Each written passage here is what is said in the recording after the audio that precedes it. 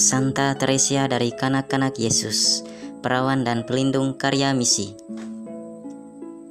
Maria Francoise Therese Martin lahir di Alencon, Prancis pada tanggal 2 Januari tahun 1873. Teresia adalah putri bungsu dari keluarga Saleh, Louis Martin, dan Sally Guerin.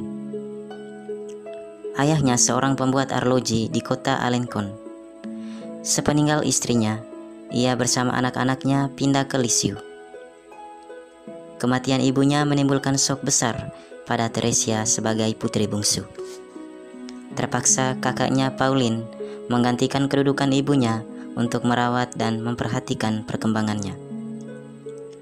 Teresia sangat dikasihi ayahnya. Ia diberi macam-macam julukan: Teresia kecil, bungsu kecil, dan ratu kecil.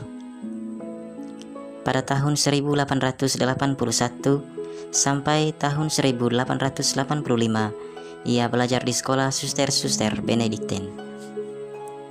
Ia sangat perasa dan cepat menangis sehingga teman-temannya tidak akrab dengannya. Ia semakin menjadi perasa sewaktu kakaknya Pauline masuk biara Karmelit di Lisieux pada bulan Oktober tahun 1882. Teresia jatuh sakit karena keberangkatan Pauline itu. Teresia disembuhkan secara ajaib, sementara kakak-kakaknya berlutut di samping tempat tidurnya untuk berdoa bagi kesembuhannya. Patung Bunda Maria yang berada di depannya tiba-tiba tersenyum padanya. Penyakit itu hilang seketika, meskipun sifat perasa masih tetap ada. Sifat itu baru mulai hilang karena nasihat ayahnya ketika mereka menghadiri upacara malam Natal tahun 1886. Semenjak itu, ia mulai semakin sadar akan keburukan dari sifatnya yang manja dan lekas tersinggung itu. Ia sadar bahwa ia sudah mulai remaja, dan lebih dari itu, bahwa sifat kekanak-kanakan itu tidak cocok bagi seorang wanita yang bercita-cita menjadi suster. Saat kesadarannya ini, kemudian dalam autobiografinya disebutnya sebagai saat berrahmat yang mengawali kehidupannya yang baru. Katanya dalam buku itu, "Yesuslah yang merubah diriku." Semenjak itu, ia mulai sadar bahwa dirinya dipenuhi karunia Roh Kudus. Ia sadar pula bahwa dia harus mengabdikan seluruh hidupnya kepada Tuhan. Kerinduannya untuk bersatu dengan kanak-kanak Yesus sangatlah besar. Dan karena itu, di kemudian hari setelah ia digelari kudus, ia dinamai Teresia dari Kanak-Kanak Yesus dan Teresia dari Lisieux. Kepada Yesus ia berjanji tidak akan pernah segan melakukan apa saja yang dikehendaki Tuhan daripadanya. Kerinduannya itu terungkap dalam salah satu doanya berikut ini. "Yesus, tentu Engkau senang mempunyai mainan. Biarlah saya menjadi mainanmu. Anggap saja saya ini mainanmu. Bila akan kau angkat, betapa senang hatiku. Jika hendak kau sepak kian kemari, silakan. Dan kalau hendak kau tinggalkan di pojok kamar lantaran bosan, boleh saja. Saya akan menunggu dengan sabar dan setia. Tetapi kalau hendak kau tusuk bolamu, oh Yesus, tentu itu sakit sekali. Namun terjadilah kehendakmu." Inilah doa Teresia Martin kepada kanak-kanak Yesus yang sangat dirindukannya, tetapi belum bisa disambutnya karena umurnya baru 7 tahun. Orang tua Teresia baik sekali terhadapnya bersama saudara-saudaranya yang lain. Mereka semua ada 5 orang menjadi suster. Betapa bahagia hati Teresia ketika pada umur 12 tahun boleh menyambut tubuh Yesus untuk pertama kalinya. Di hadapan sebuah salib, ia berjanji, "Yesus, di kayu salib yang haus, saya akan memberikan air kepadamu. Saya bersedia menderita sedapat mungkin agar banyak orang berdosa bertobat." Pendosa pertama yang bertobat berkat doa Teresia ialah seorang penjahat kakap yang dijatuhi hukuman mati tanpa menyesal. Namun akhirnya ia bertobat juga di hadapan sebuah salib sesaat sebelum menjalani hukuman. Kerinduan Teresa yang begitu besar pada Yesus mendesak dia untuk menjalani kehidupan khusus sebagai seorang biarawati, mengikuti teladan 4 orang saudaranya yang sudah lebih dahulu menjadi suster. Tetapi ia belum bisa diterima karena umurnya baru 14 tahun. Ia tidak putus asa. Ia berziarah ke Roma bersama orang tuanya. Dalam audiensi umum dengan Bapak Suci, ia dengan berani meminta izin khusus dari Bapak Suci untuk menjadi suster.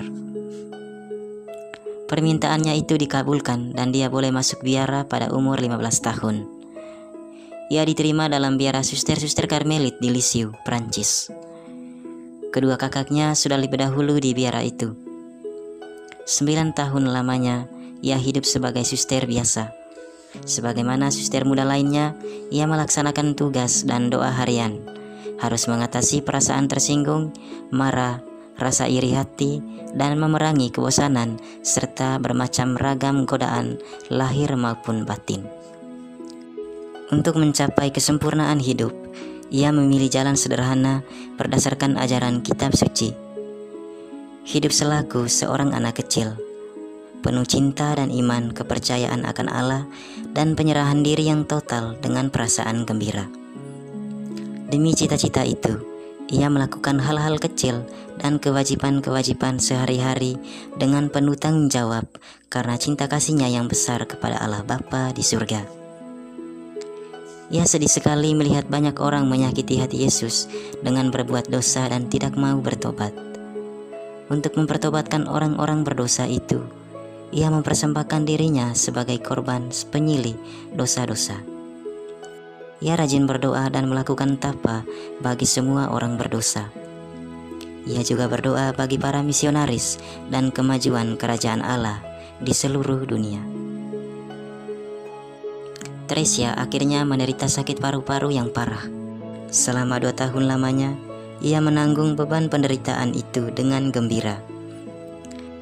Penyakit ini kemudian merenggut nyawanya pada tanggal 30 September tahun 1897 di biara Lisieux.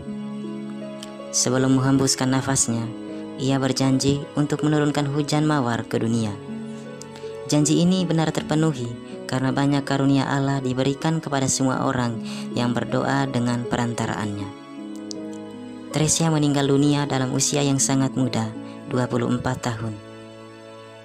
Ia mewariskan catatan riwayat pribadinya yang ditulis atas permintaan ibu biara, Kisah Suatu Jiwa.